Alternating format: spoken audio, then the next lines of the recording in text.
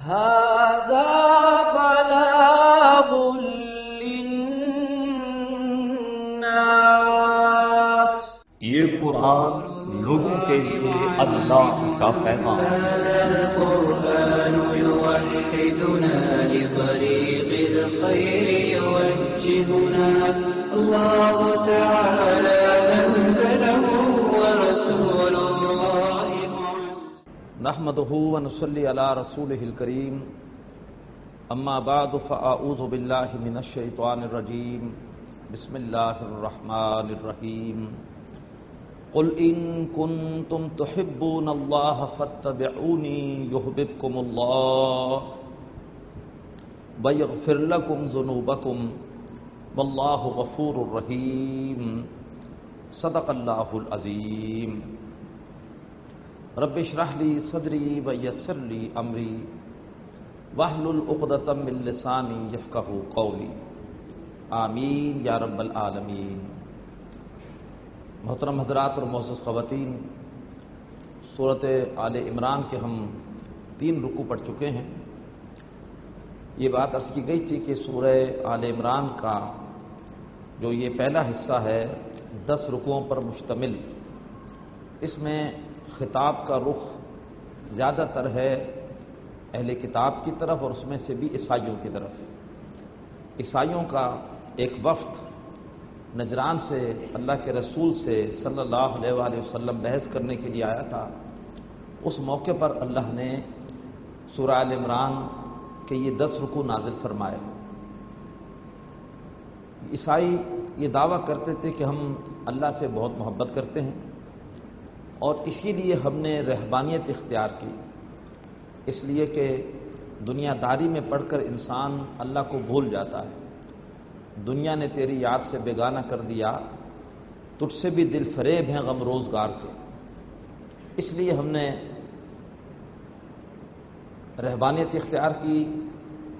نہ ہم شادی بیاہ کو صحیح سمجھتے ہیں، نہ دنیا میں رہ کر اور معیشت کے لیے اپنے اوقات کے لگانے کو ہم صحیح سمجھتے ہیں۔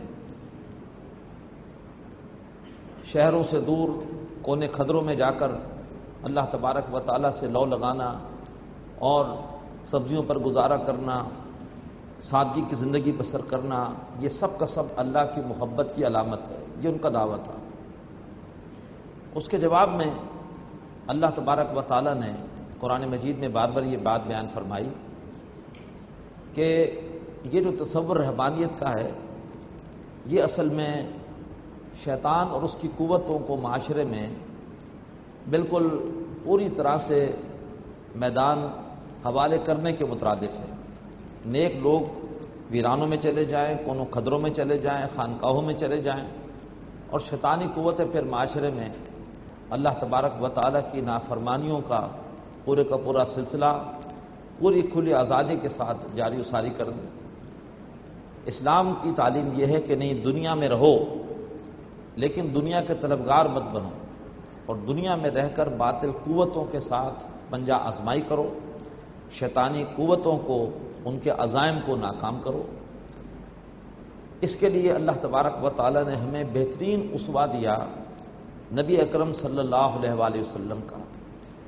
اللہ تبارک و تعالیٰ سے شدید محبت کرنے والے تھے نبی پاک صلی اللہ علیہ وآلہ وسلم، لیکن دنیا میں رہ کر اللہ تعالیٰ کی محبت کا یہ ثبوت دیا کہ اللہ کے دشمنوں کے خلاف جہاد کیا، ان سے پنجہ آزمائی کی، ان کو شکست سے دوچار کیا، اور دنیا میں اللہ تبارک و تعالیٰ کی بڑائی کا نظام قائم کیا۔ یہ ہے اللہ تبارک و تعالیٰ کی محبت کے حوالے سے صحیح طرز عمل۔ اسی مضمون سے آج ترجمے کا ہم آغاز کر رہے ہیں۔ قل، اے نبی کہہ دیجئے ان عیسائیوں سے، ان کنتم تحبون اللہ، اگر تم واقعی اللہ سے محبت کرتے ہو، فاتبعونی، تو میری اتباع کرو، میری پیروی کرو، یحببکم اللہ، اللہ بھی تم سے محبت کرے گا، ویغفر لکم ذنوبکم، اور تمہارے گناہ معاف کر دے گا، واللہ غفور الرحیم، اللہ بہت بخشنے والا اور رحم کرنے والا ہے۔ اللہ سے محبت رہبانیت سے پوری نہیں ہوگی، یہ تو تم اللہ تعالیٰ کے دشمنوں کو معاشرے میں کھل کھیلنے کا موقع دو گے؟ اللہ سے محبت کا تقاضا ہے کہ میری پیروی کرو۔ تو یہ ہے اللہ کے رسول کی اتباع کی اہمیت، کہ اگر اللہ سے واقعی محبت ہے تو اس محبت کا عملی ثبوت اس طرح سے دیا جائے کہ اللہ کے رسول کی اتباع کی جائے۔ جو اللہ کے رسول کی زندگی کا مشن تھا وہی ہمارا مشن بھی ہو، جو اللہ کے رسول کی زندگی میں اہم سرگرمیاں تھیں وہ ہماری بھی ہوں۔ اتباع رسول کے حوالے سے جو ہم مسلمانوں کا تصور ہے وہ بھی محدود ہو گیا۔ وہ تصور یہ ہے کہ ہم صرف معمولات زندگی تک اللہ کے رسول کی اتباع کرنے کی کوشش کرتے ہیں، گو کہ یہ کوشش بھی مبارک ہے۔ چہرہ اس پر اللہ کے رسول کی سنت، لباس وہ شریعت کے مطابق، اس کے ساتھ ساتھ سوتے وقت مصنون دعا، جاگتے وقت مصنون دعا، کھانا کھاتے وقت مصنون دعا، عام معمولات زندگی میں اللہ کے رسول کی پیروی، بلا شبہ یہ چیزیں بھی اتباع میں شامل ہیں۔ لیکن اتباع رسول کا اصل مقصود یہ ہے کہ پوری زندگی کا رخ وہ ہو جو اللہ کے رسول کی زندگی کا رخ تھا۔ یہ ذرا بڑا مشکل کام ہے۔ اللہ کے رسول کی زندگی میں جو غالب آپ صلی اللہ علیہ وسلم کا مشن تھا اور مقصد تھا وہ تھا نوع انسانی کے لیے ایک رحمت کا پیغام۔ دنیا میں ان کے لیے رحمت کیسے قائم ہوگی؟ دنیا میں اس طرح قائم ہوگی کہ دنیا سے ظلم کو، جبر کو، استحصال کو ختم کر کے ایک عادلانہ معاشرہ قائم کیا جائے۔ اور آخرت میں رحمت کیسے ہوگی؟ اللہ تعالیٰ کے بندوں کو جہنم کی آگ سے بچانے کی فکر کی جائے۔ تو نبی اکرم صلی اللہ علیہ وآلہ وسلم نے لوگوں کو دنیا میں ظلم اور جبر سے بچانے کے لیے ایک بڑی کٹھن جد و جہد کی، اقامت دین کی جد و جہد، خود بھی قربانیاں دی، اپنے تربیت یافتہ ساتھیوں کی بھی لاشیں اس راہ میں پیش کیے، اور بالآخر 21 برس کے عرصے میں اللہ تعالیٰ کا دین غالب کر دیا۔ 13 برس مکے کے ہیں، 8 برس مدینے کے ہیں۔ 8 ہجری میں مکہ فتح ہو گیا، دین غالب ہو گیا، دنیا سے ظلم، جبر، استحصال کا عرب کی حد تک خاتمہ کر دیا، اور غزوہ تبوک کے ذریعے سے سادلانہ نظام کو عرب سے باہر ایکسپورٹ کرنے کا بھی آغاز کر دیا۔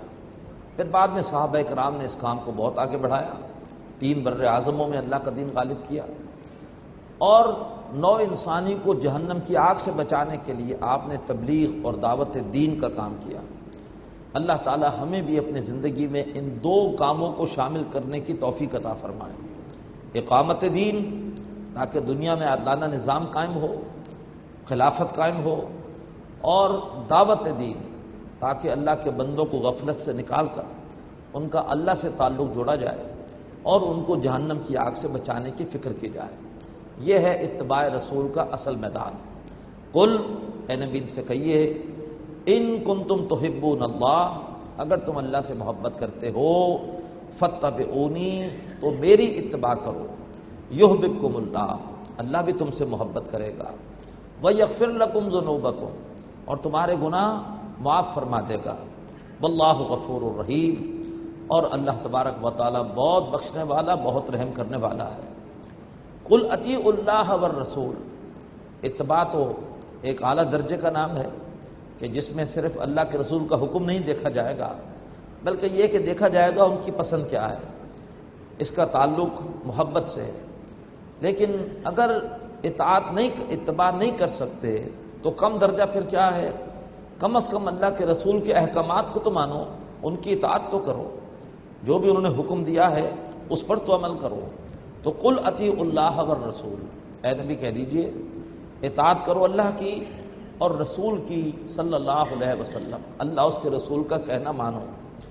فَإِن تَوَلَّوْا، اور اے عیسائیو اگر تم اللہ کے رسول کا کہنا نہیں مانتے، اللہ کی اطاعت نہیں کرتے، فَإِن تَوَلَّوْا، پھر اگر تم پھر گئے، فَإِنَّ اللَّهَ لَا يُحِبُّ الْكَافِرِينَ، تو کان کھول کر سن لو کہ اللہ تعالیٰ کو ایسے کافروں سے محبت نہیں ہے۔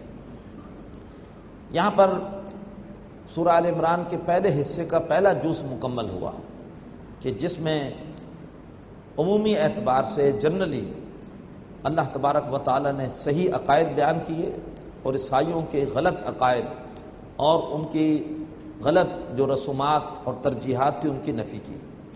اب براہ راست گفتگو آ رہی ہے آیت نمبر 33 سے لے کر اور چھٹے رکوع کے اختتام تک عیسائیوں سے، اور حضرت عیسیٰ علیہ السلام کے بارے میں جو ان کا غلو ہے کہ ان کو انہوں نے خدا کا بیٹا قرار دے کر خدائی میں شریک کر دیا، اب اس کی براہ راست نفی آ رہی ہے۔ فرمایا ان اللہ اصطفیٰ آدم و نوح و آل ابراہیم و آل عمران علی العالمین، بے شک اللہ تعالیٰ نے چن لیا حضرت آدم علیہ السلام کو، انہیں پہلا انسان بھی بنایا، پہلا نبی بھی بنایا، و نوحن، اور چن لیا نوح علیہ السلام کو، ان کو آدم ثانی بنایا، ان کے بعد جتنی نسل انسانی چلی ہے انہی کے 3 بیٹوں سے چلی ہے، وہ آل ابراہیم، اور آل ابراہیم کو اللہ نے چن لیا، حضرت ابراہیم علیہ السلام کے بعد جتنے نبی آئے انہی کی آل انہی کی اولاد میں آئے، وہ آل عمران، اور اللہ نے آل عمران کو چن لیا۔ حضرت عمران کون ہیں؟ حضرت مریم کے والد، اور آل عمران کی فضیلت کیا ہے وہ اسی صورت میں آ رہی ہے، ابھی ہمارے سامنے آئے گی۔ اتنا اہم مضمون کہ پوری صورت کا نام ہے آل عمران، تو اللہ نے حضرت عمران کی آل کو بھی چن لیا، علی العالمین، تمام جہان والوں پر، ذریۃ بعضھا من بعض، ان میں سے بعض کی اولاد تھے۔ آدم علیہ السلام کی اولاد تو سبھی ہیں، اور پھر نوح علیہ السلام ہی کی اولاد میں حضرت ابراہیم بھی تھے اور حضرت عمران بھی تھے، اور اس کے بعد حضرت ابراہیم کی اولاد میں سے حضرت عمران تھے، تو ان میں سے بعض کی اولاد ہیں۔ واللہ سمیع علیم، اللہ سب کچھ سننے والا اور جاننے والا ہے۔ اس قالت امرأۃ عمران، یاد کرو جبکہ حضرت عمران کی زوجہ نے اللہ تبارک و تعالیٰ کے سامنے عرض کی، رب انی نذرت لک ما فی بطنی محررا، کہ بے شک میں آپ کی، اے اللہ میں آپ کی نظر کرتی ہوں اس بچے کو جو کہ میرے وجود میں ہے، محررا، بالکل خالص کرتے ہوئے، یعنی جو بچہ میرے ہاں پیدا ہونے والا ہے میں اسے دین کی خدمت کے لیے وقف کر دوں گی۔ انی نذرت لک ما فی بطنی محررا، بے شک جو کچھ میرے وجود میں ہے میں اس بچے کو بالکل خالص کرتے ہوئے، آزاد کرتے ہوئے آپ کے دین کے لیے وقف کر رہی ہوں، فتقبل منی، تو اے اللہ میری یہ نظر قبول فرما، انک انت السمیع العلیم، بے شک اے اللہ تو ہی سب کچھ سننے والا اور تو ہی سب کچھ جاننے والا ہے۔ فلما وضعتھا، تو جب اس خاتون نے ایک بچی کو جنم دیا، جب بھی کوئی خاتون ایسی نظر مانتی تھی تو عام طور پر اس کے ہاں لڑکا پیدا ہوتا تھا، یہ پہلا موقع تھا کہ عجیب بات ہوئی، لڑکی پیدا ہو گئی۔ فلما وضعتھا، تو جب اس خاتون نے بچی کو جنم دیا، قالت، تو کہا، رب انی وضعتھا انثی، اے میرے رب میں نے تو ایک بچی کو جنم دیا ہے۔ اب اللہ کے الفاظ ہیں، واللہ اعلم بما وضعت، اور اللہ تعالیٰ خوب جانتا تھا کہ اس نے کس کو جنم دیا ہے۔ ولیس الذکر کالانثی، لفظی ترجمہ ہوگا اور نہیں ہوتا لڑکا لڑکی جیسا، لیکن مولانا اصلاحی صاحب نے بڑا عمدہ ترجمہ کیا ہے یہاں پر کہ کہاں ہوتا لڑکا اس لڑکی جیسا، یہ لڑکی تو بڑے نصیب والی ہے۔ اس لڑکی کو تو ابھی آگے الفاظ آ رہے ہیں کہ اللہ نے تمام جہان کی عورتوں پر فضیلت دی ہے، تو ولیس الذکر کالانثی، کہاں ہوتا لڑکا اس لڑکی جیسا، یہ لڑکی بڑے نصیبوں والی ہے۔ وانی سمیتھا مریم، اور اس خاتون نے کہا کہ میں نے اس بچی کا نام رکھا ہے مریم۔ وانی اعیذھا بک وذریتھا من الشیطان الرجیم، اور بے شک اے اللہ میں اس کو بھی اور اس کی اولاد کو بھی آپ کی پناہ میں دیتی ہوں مردود شیطان کے حملوں سے۔ فتقبلھا ربھا بقبول حسن، تو قبول کیا اس بچی کو اس کے رب نے بہت عمدہ قبول کرنا، گویا اس نظر کو اللہ نے قبول فرمایا۔ وانبتھا نباتا حسنا، اور پروان چڑھایا، پرورش کی اس بچے کی اللہ تبارک و تعالی نے بہت عمدہ طریقے پر۔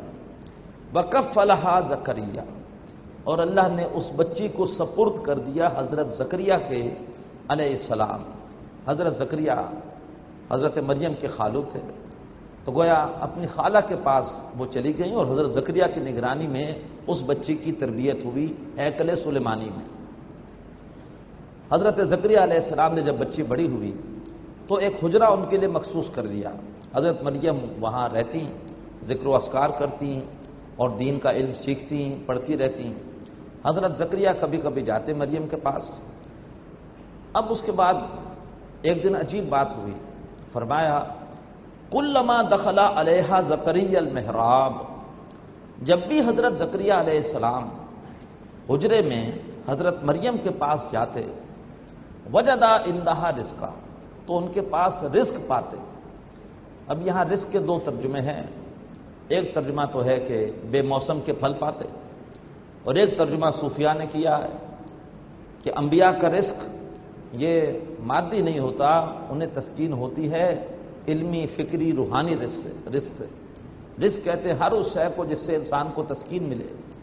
جب بھی حضرت مریم کے پاس جاتے تو ان سے ایسی ایسی باتیں سنتے، علم اور معرفت کے ایسے نقطے سنتے کہ حیران رہ جاتے کہ بچی تنہا ہوتی ہے لیکن یہ بچی ایسی اعلیٰ معرفت کی باتیں نہ جانے کیسے کرتی ہے۔ تو جب بھی حضرت مریم کے پاس جاتے وجدا عندہا رزقا، ان کے پاس رزق پاتے۔ قالا، ایک دن پوچھا یا مریم، اے مریم، انا لک ھذا، تیرے پاس یہ سب کچھ کہاں سے آتا ہے؟ یہ بے موسم کے پھل کہاں سے آتے ہیں؟ یا تجھے یہ علم اور معرفت کی باتیں کون سکھاتا ہے؟ قالت ھو من عند اللہ، حضرت مریم سلام علیہا نے فرمایا کہ یہ سب اللہ کی طرف سے ہے۔ ان اللہ یرزق من یشاء بغیر حساب، بے شک اللہ تعالیٰ جس کو چاہتا ہے بغیر حساب رزق عطا فرماتا ہے۔ بس یہ جو حضرت مریم کے الفاظ تھے، انہوں نے حضرت زکریا کے دل پر چوٹ ماری۔ ایک خواہش تھی جو بڑے عرصے سے اپنے دل میں لیے ہوئے تھے، اس کا زبان سے اظہار نہیں کر رہے تھے۔ کیوں؟ اس لیے کہ اس خواہش کے حوالے سے اسباب موافق نہیں تھے، بوڑھے ہو چکے تھے، بیوی بھانج تھی، اور جو ان کے باقی رشتہ دار تھے وہ زیادہ کوئی نیک نہیں تھے۔ چاہتے تھے کہ میری اپنی اولاد میں کوئی نیک فرزند ہو جو میرے بعد دین کی تبلیغ کے مشن کو جاری رکھے، لیکن یہ خواہش پوری ہوتی نظر نہیں آ رہی تھی۔ خود بوڑھے ہو چکے ہیں، بیوی بھانج ہے، لیکن جب حضرت مریم کے الفاظ سنیں کہ میرے پاس یہ جو کچھ ہے اللہ کی طرف سے ہے، بغیر اسباب کے آ رہا ہے، اللہ براہ راست یہ نعمتیں دے رہا ہے، تو فوراً دل پہ چوٹ پڑی کہ اللہ مجھے بھی دے سکتا ہے۔ جب مریم کو اللہ دے رہا ہے تو مجھے کیوں نہیں دے سکتا؟ فرمایا ہنالک دعا زکریا ربا، اسی وقت دین اینڈ دیر حضرت مریم کے الفاظ سنے ہیں، اور اسی وقت دعا زکریا ربا، حضرت زکریا علیہ السلام نے اپنے رب سے دعا کی۔ قال رب ھب لی من لدنک ذریۃ طیبہ، اے میرے رب مجھے اپنے پاس سے عطا فرما پاکیزہ اولاد، اپنے پاس سے، اسباب وہ موافق نہیں ہے، اپنے پاس سے عطا فرما۔ اسباب تیرے پابند ہے، تو اسباب کا پابند نہیں ہے، مجھے اپنے پاس سے پاکیزہ اولاد عطا فرما۔ انک سمیع الدعاء، بے شک تو دعا کا سننے والا ہے۔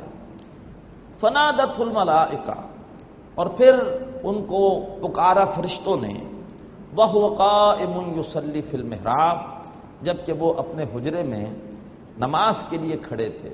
عین دوران نماز فرشتوں نے آ کر ان کو بشارت دی، ان اللہ یبشرک بیحییٰ، بے شک اے زکریا اللہ تعالیٰ تجھے خوشخبری دیتا ہے یحییٰ کی، مصدقا بکلمۃ من اللہ، اور وہ اللہ تعالیٰ کے ایک کلمے کی تصدیق کرنے والے ہوں گے۔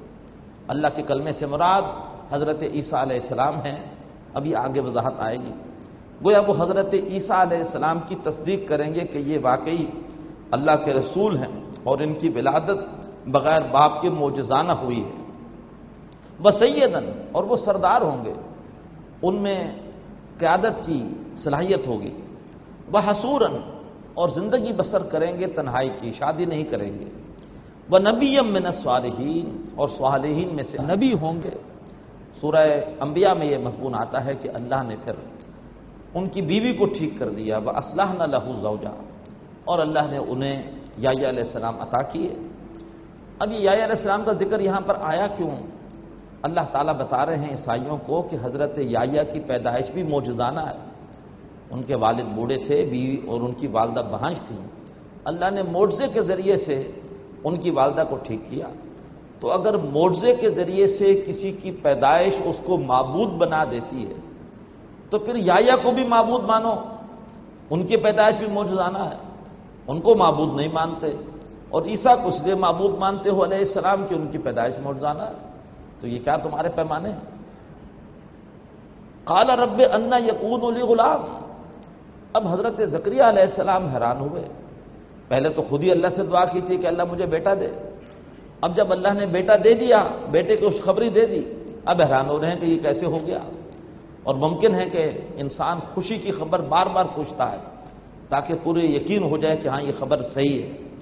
حضرت زکریا علیہ السلام پوچھتے ہیں انا یکون لی غلام، کہ میرے ہاں بیٹا کیسے پیدا ہوگا، وقت بلغنی الکبر، جبکہ میں تو پہنچ چکا ہوں بڑھاپے کو، وامرأتی عاقر، اور میری بیوی بھانج ہے۔ قال کذالک اللہ یفعل ما یشاء، اللہ نے فرمایا کہ اللہ تعالیٰ اسی طرح سے جو چاہتا ہے کرتا ہے، اللہ جو چاہے تو کر سکتا ہے۔ قال رب اجعل لی آیہ، حضرت زکریا علیہ السلام نے عرض کی کہ اے میرے رب میرے لیے کوئی نشانی مقرر کر دے، مجھے معلوم ہو کہ کب میرے آنگن میں یہ بہار آئے گی۔ قال آیتک، اللہ نے فرمایا کہ اے زکریا تیری نشانی یہ ہے اللہ تکلم الناس ثلاثۃ ایام الا رمضان، کہ تم لوگوں سے گفتگو نہیں کر سکو گے 3 دن تک مگر یہ ہے کہ اشاروں سے، جب محسوس ہو کہ ذرا بولنے میں رکاوٹ ہے تو سمجھ جانا کہ بس انہی دنوں میں اللہ تبارک و تعالیٰ کی نعمت تمہارے گھر پر آئے گی۔ یہ کوئی بیماری نہیں تھی بلکہ اللہ تعالیٰ کی طرف سے بس ایک نشانی تھی۔ سورہ مریم میں وضاحت آ جائے گی کہ یہ ایک بیماری نہیں تھی کوئی معاذ اللہ، بلکہ یہ ہے کہ اللہ نے ان دنوں میں ان کی قوت گویائی وقتی طور پر اللہ تبارک و تعالیٰ نے کم کر دی تھی۔ وَاذْكُر رَبَّكَ كَثِيرًا، اے زکریا اپنے رب کا ذکر کرو کثرت کے ساتھ، وَسَبِّحْ بِالْعَشِيِّ وَالْإِبْكَارِ، اور اس کی تسبیح کرو شام کے وقت بھی اور صبح کے وقت بھی۔ وَإِذْ قَالَتِ الْمَلَائِكَةُ، اور یاد کرو جب کہ فرشتوں نے کہا تھا یا مریم، اے مریم ان اللہ اصطفاکی، بے شک اللہ تعالیٰ نے تمہیں چن لیا ہے، وطہرکی، اور اللہ تعالیٰ نے تمہیں پاکیزہ کر دیا ہے، واصطفاکی علی نساء العالمین، اور تمہیں چن لیا ہے تمام جہان والوں کی عورتوں پر۔ یا مریم، اے مریم اقنتی لربک، اپنے رب کی فرما برداری کرو، اپنے رب کی اطاعت کرو، وسجدی، اس کے لیے سجدہ کرو، ورکعی مان راکعین، اور رکوع کرو رکوع کرنے والوں کے ساتھ۔ تم ہیکل میں ہو اپنے حجرے میں نماز پڑھو لیکن باجماعت نماز میں شریک ہو، جیسے ہمارے ہاں خواتین کے حصے میں باجماعت نماز پڑھتی ہیں، اسی طریقے پر تم بھی رکوع کرو رکوع کرنے والوں کے ساتھ، یعنی جماعت میں شریک ہو۔ ذالک من انباء الغیب نوحیہ الیک، اے نبی صلی اللہ علیہ وآلہ وسلم یہ غیب کی خبریں ہیں جو ہم آپ کی طرف وحی کر رہے ہیں۔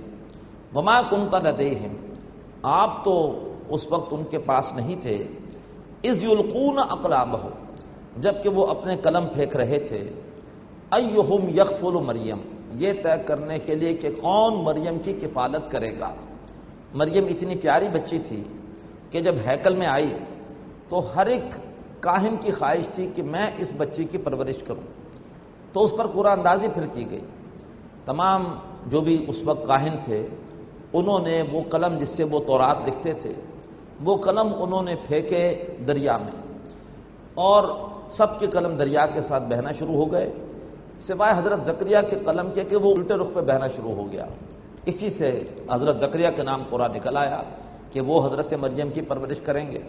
تو اے نبی آپ تو اس وقت وہاں موجود نہیں تھے جبکہ وہ اپنے قلم پھینک رہے تھے، ایہم یکفل مریم، یہ طے کرنے کے لیے کہ کون مریم کی کفالت کرے گا۔ وما کنت لدیہم، اے نبی آپ تو اس وقت ان کے پاس موجود نہیں تھے، اذ یختصمون، جبکہ وہ مریم کی کفالت کے حوالے سے باہم جھگڑ رہے تھے۔ اذ قالت الملائکۃ یا مریم، یاد کرو جبکہ فرشتوں نے کہا اے مریم ان اللہ یبشرک بکلمۃ من، بے شک اللہ تمہیں بشارت دیتا ہے اپنی طرف سے ایک کلمے کی. حضرت عیسیٰ کلمت اللہ ہیں. کیوں؟ بچے کی پیدائش میں جو حصہ باپ کا ہوتا ہے، حضرت عیسیٰ کی پیدائش میں وہ حصہ ادا کیا اللہ کے ایک کلمے نے. اللہ تبارک و تعالی نے کلمہ کن القا کیا حضرت مریم کے وجود میں، اور اس سے حضرت عیسیٰ علیہ السلام کی ولادت ہوئی. لہذا حضرت عیسیٰ علیہ السلام یہ کلمت اللہ ہے. اسمہ المسیح عیسی ابن مریم، اور اس اللہ کے کلمے کا نام ہوگا مسیح، یعنی عیسیٰ، مریم کا بیٹا. کہیں نہیں آتا محمد بن عبداللہ، موسیٰ بن عمران، ابراہیم بن آزر. عیسیٰ بن مریم کیوں آتا ہے؟ اس لیے کہ حضرت عیسیٰ کے والد نہیں تھے، ان کی صرف والدہ تھی. قرآن پاک میں بار بار آتا ہے عیسی ابن مریم، عیسی ابن مریم. ان کا نام ہوگا مسیح، یعنی عیسیٰ مریم کا بیٹا. وجیہن فی الدنیا والآخرہ، دنیا میں بھی ان کو عزت ملے گی اور آخرت میں بھی ان کو عزت ملے گی. دنیا میں ان کی عزت اپنے عروج پر پہنچے گی جبکہ وہ دوبارہ دنیا میں تشریف لائیں گے قرب قیامت. ومن المقربین، اور وہ ہوں گے اللہ تبارک و تعالیٰ کے مقربین میں سے، اللہ کی قربت رکھنے والوں میں سے. وَيُكَلِّمُ النَّاسَ فِي الْمَهْدِ وَكَهْلًا، اور وہ لوگوں سے بات کریں گے ماں کی گود میں بھی اور ادھیڑ عمر میں بھی. انہوں نے پہلے دن ہی بولنا شروع کر دیا. سورہ مریم میں تفصیل آئے گی، ماں کی گود میں بول رہے تھے پیدائش کے پہلے دن ہی. اور کہولت میں بھی بولیں گے. کیا مطلب؟ یہ کیسے معجزہ ہے؟ ادھیڑ عمر میں تو ہم سب بولتے ہیں. اس لیے یہ معجزہ ہے کہ ابھی وہ ادھیڑ عمر کو پہنچے نہیں، 33 برس کی عمر میں ان کو اٹھا لیا گیا ہے. دنیا میں دوبارہ آئیں گے اور عمر میں اب اضافہ شروع ہوگا، ادھیڑ عمر کو پہنچیں گے، اس وقت بھی گفتگو کریں گے. تو گویا ان کی دونوں گفتگویں معجزہ ہے. وَيُكَلِّمُ النَّاسَ فِي الْمَهْدِ وَكَهْلًا وَمِنَ الصَّالِحِينَ، لوگوں سے گفتگو کریں گے گود میں بھی اور ادھیڑ عمر میں بھی، اور وہ صالحین میں شمار ہوں گے. اقول قولی ھذا واستغفر اللہ لی ولکم ولسائر المسلمین والمسلمات. هذا القرآن يوحدنا لطريق الخير